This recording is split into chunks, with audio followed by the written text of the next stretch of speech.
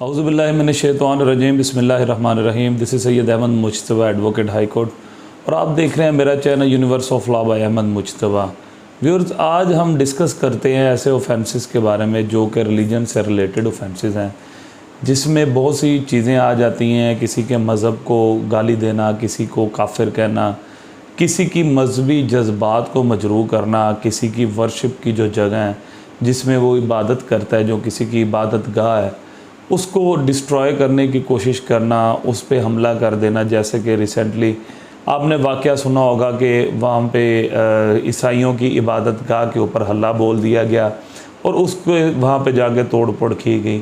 اس کے علاوہ ایسے اوفینسز جو کہ ڈیل کرتے ہیں قرآن پاک کی بے حرمتی کے بارے میں، اور قرآن پاک کی جو جلد ہے جس کی ہم ایک کاپی جو ہر کسی کے گھر میں موجود ہے، اس قرآن پاک کی توہین کرنے کو، اس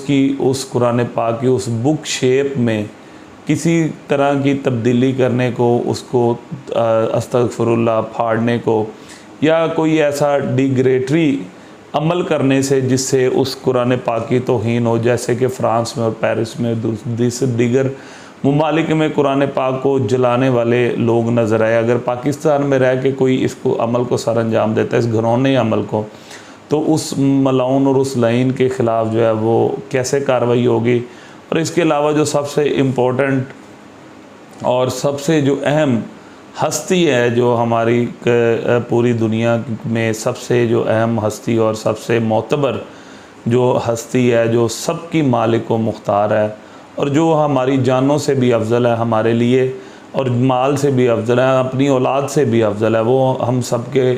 آخری نبی محمد صلی اللہ علیہ وآلہ وسلم. ان کے بارے میں اگر کوئی گستاخانہ ورڈ استعمال کرتا ہے یا گستاخی کی کوشش کرتا ہے تو اس کے بارے میں ہمارے پاکستانی قانون میں کیا کیا سزائیں دی گئی ہیں. اور لاسٹ میں ہم دیکھیں گے کہ اہل بیت اطہار علیہ السلام کی شان میں اگر کوئی گستاخی کرتا ہے، اور توہین صحابہ کا بل جو تھا وہ کیا بل ہے، اور اس میں کون کون سی دفعات کو شامل کرنے کی کوشش کی گئی اور کیا کیا معاملات ہوئے. 295 سیکشن جو ہے یہ ڈیل کرتا ہے offence relating to the religion. ہم سب سے پہلے 295 کی بات کریں گے. 295 یہ کہتا ہے انجرنگ اور ڈیفائلنگ place of worship with intent to insult the religion of any class. اس میں یہ مینشن کیا گیا ہے کہ اس میں کوئی بھی بندہ کسی بھی مذہب کی توہین کرتے ہوئے اگر اس ورشپ پلیس کو، اس عبادت گاہ کو نقصان پہنچانے کی اگر کوشش کرتا ہے تو اس کے خلاف 295 کا مقدمہ درج ہوگا، اور اس 295 میں باقاعدہ طور پہ اس کو 3 سال کے قریب جو ہے وہ سزا ہو سکتی ہے. اس کے بعد 295A، 295B اور 295C یہ ہماری میجر دفعات ہیں جس کے بارے میں ہم ڈسکس کرتے ہیں. سب سے پہلے 295A کی طرف آتے ہیں. 295A ایسی دفعہ ہے کہ جس میں کسی بھی مذہب کو any kind of religion which is present in Pakistan, چاہے وہ ہندو مذہب ہے، چاہے وہ سکھ کا مذہب ہے، چاہے وہ عیسائیوں کا مذہب ہے، چاہے وہ یہاں پہ کوئی بھی کرسچن لوگ رہ رہے ہیں، تمام مذاہب کو یہ 295A جو ہے وہ پروٹیکٹ کرتا ہے. اس میں جو ورڈنگ ہے وہ ورڈنگ جو ہے وہ یہ بتاتی ہے کہ کسی کے مذہبی جذبات، یعنی کہ ہر انسان کو اپنے مذہب سے بہت لگاؤ ہوتا ہے، ہر انسان اپنے مذہب کو ہر لحاظ سے پسند کرتا ہے، چاہے وہ کرسچن ہے، چاہے وہ مسلمان ہے، چاہے وہ کوئی ہندو ہے، چاہے کوئی سکھ ہے. تو ہر شخص جو ہے اپنے اپنے مذہب کے مطابق پاکستان میں زندگی گزار رہا ہے. لیکن اگر کوئی کسی کے مذہبی جذبات کو مجروح کرنے کی کوشش کرتا ہے یا کسی کے مذہبی جذبات کو ہرٹ کرتا ہے، مثال کے طور پہ آپ کسی ہندو کے سامنے کوئی ایسی بات کر دیں، کوئی ایسا ایکٹ کر دیں جس سے اس کے مذہبی جذبات مجروح ہو جائیں، آپ کسی عیسائی کے سامنے ایسا ایکٹ کر دیں جس سے اس کے مذہبی جذبات مجروح ہوں، آپ کسی مسلمان کے سامنے کوئی ایسا ایکٹ کر دیں جس کے اس کے مذہبی جذبات جو ہیں وہ مجروح ہو جاتے ہیں، تو اس پہ 295A اٹریکٹ کرتا ہے. اب 295A کی جو باقاعدہ طور پہ ڈیفینیشن ہے اور اس میں جو باقاعدہ قانون وضع کیا گیا اس پہ ڈیٹیل میں ڈسکس کرتے ہیں. ڈیلیبریٹ 295A کیا کہتا ہے؟ Deliberate and میلیشیس acts intend to outreach religious feelings of any class by insulting it's religion اور ریلیجیس بلیفس. یعنی کہ کسی بھی کلاس سے مراد کوئی بھی مذہب جو ہمارے معاشرے میں کوئی اقلیت ہے یا کوئی اکثریت ہے، قانون میں ایسا کچھ نہیں کہا گیا کہ اگر کسی مسلمان کے مذہبی جذبات مجروح ہوں گے تو اس کے خلاف ایف آئی آر ہو جائے گی، لیکن دیگر کسی کے مذہبی جذبات مجروح ہوتے ہیں تو اس کے خلاف ایف آئی آر نہیں ہوگی، بیکاز جو 295A کی ورڈنگ ہے اس میں لکھا ہوا ہے deliberate malicious intent to outreach religious feelings of any class, کسی بھی کلاس میں بائی انسلٹنگ اٹس ریلیجن، اس کے مذہب کی توہین کرنا، اس کے مذہب کا مذاق اڑانا، اس کے مذہب کو گالیاں نکالنا، اس کے مذہب کو ڈیگریڈ کرنا، اور ریلیجیس بلیف یا ان کے جو عقائد ہیں ان کا مذاق اڑانا یا اس کو تکلیف دینا جو ہے اس پہ 295A جو ہے وہ ڈائریکٹ اٹریکٹ کرتی ہے۔ اور جو قانون میں 295A کی جو سزا ہے وہ آگے بتائی ہوئی ہے، whoever with deliberate and malicious intention of outraging the religious feeling of any class of the citizen of the Pakistan، اس میں جو قدغن لگا دی گئی کہ وہ پاکستان کا شہری ہو، بائی ورڈز آپ اس کو ڈیگریڈ کرتے ہیں کسی بھی کلاس کے مذہب کو اپنے الفاظ سے، ایدر اسپوکن اور ریٹن، چاہے وہ الفاظ آپ نے لکھ کے اس کو آپ ڈیگریڈ کریں یا آپ بول کے ڈیگریڈ کریں، اور by visible representation انسلٹس the religion اور the religious beliefs of that class, اور ایسا ایکشن، ایسے ریپریزنٹیشن، مثال کے طور پہ کسی معتبر ہستی کا پتلا بنا کے جلا دینا، مثال کے طور پہ کسی کے جو لیگل بلیوز ہیں یعنی کہ جیسے کرسچن ہیں ان کی صلیب ہوتی ہے تو اس کی جو شکل میں کوئی چیز بنا کے اس کو آگ لگا دینی، یعنی کہ آپ کی ریپریزنٹیشن ایسی ہو کہ آپ اس کے مذہب کو ڈیگریڈ کر رہے ہیں لوگوں کے سامنے اور اس کے مذہبی جذبات کو مجروح کر رہے ہیں، اور shall be punished with imprisonment of either description for term which may extend to 10 year اور fine۔ 10 سال اس کی سزا ہے 295A کی اگر کسی کے بھی مذہبی جذبات آپ مجروح کرتے ہیں، اور with fine۔ تو یہ ایک انہوں نے ہر کلاس کے لوگوں کے لیے یہ ایک ایسا سیکشن ہے جو کہ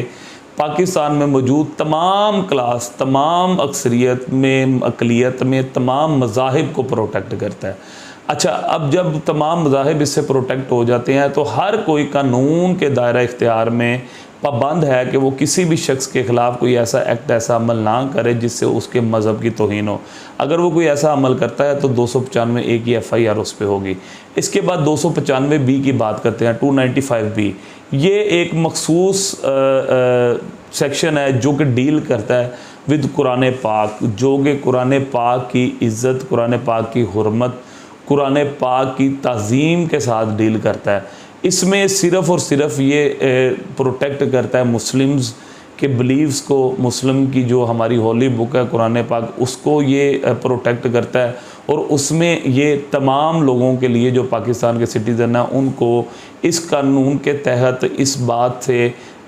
تنبیہ کر دیا گیا ہے کہ اگر بھی کوئی قرآن پاک کی توہین کرنے کی کوشش کرتا ہے، چاہے وہ مسلم ہو، چاہے وہ عیسائی ہو، چاہے وہ سکھ ہو، چاہے وہ کسی بھی کلاس کا ہو، تو اس کے خلاف جو ایف آئی آر ہوگی وہ 295B کی ہوگی۔ اب 295 کی جو لینگویج ہے وہ یہ ہے ڈیفائلنگ ETC آف ہولی قرآن۔ ڈیفائلنگ سے کیا مراد ہے کہ قرآن پاک کو پھاڑ دینا، اس کی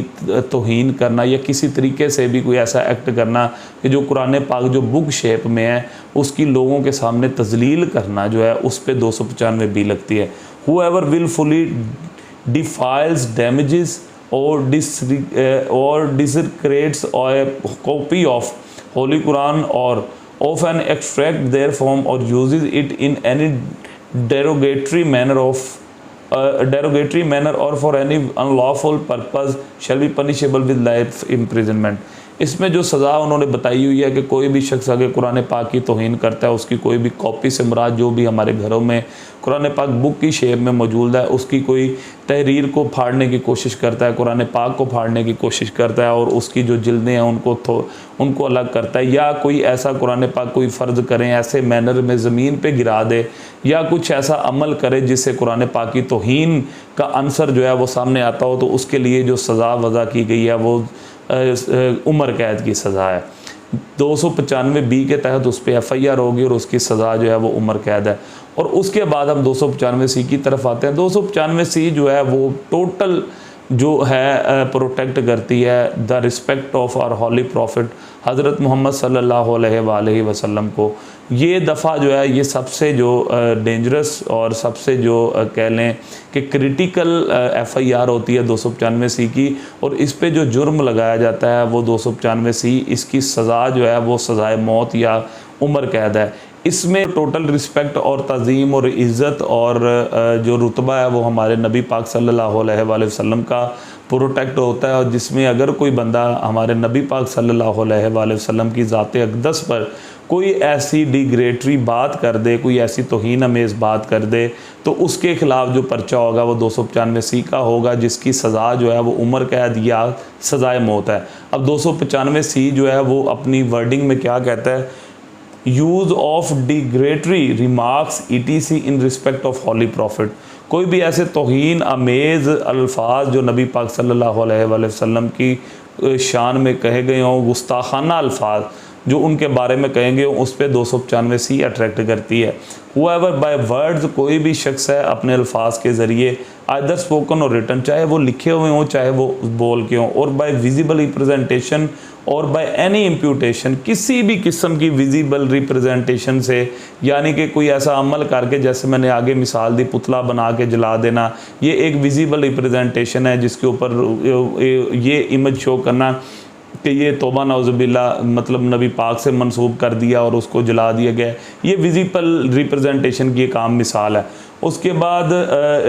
بائی اینی امپیوٹیشن انوینڈو اور انسینویشن ڈائریکٹلی اور انڈائریکٹلی، اس میں یہ بتایا گیا ہے کوئی بھی آپ صیغہ راز میں کوئی بات کرتے ہیں، چاہے وہ حکمت عملی کے تحت کوئی ایسی بات کرتے ہیں، چاہے وہ کسی بھی طریقے سے آپ بات کر لیں جو کہ ڈائریکٹلی اور انڈائریکٹلی منسوب نبی پاک کے ساتھ ہو، اور وہ جو آپ نے حد تک امیز الفاظ استعمال کیے، اور وہ جو آپ نے حد تک امیز الفاظ استعمال کیے ہیں اسے ڈائریکٹ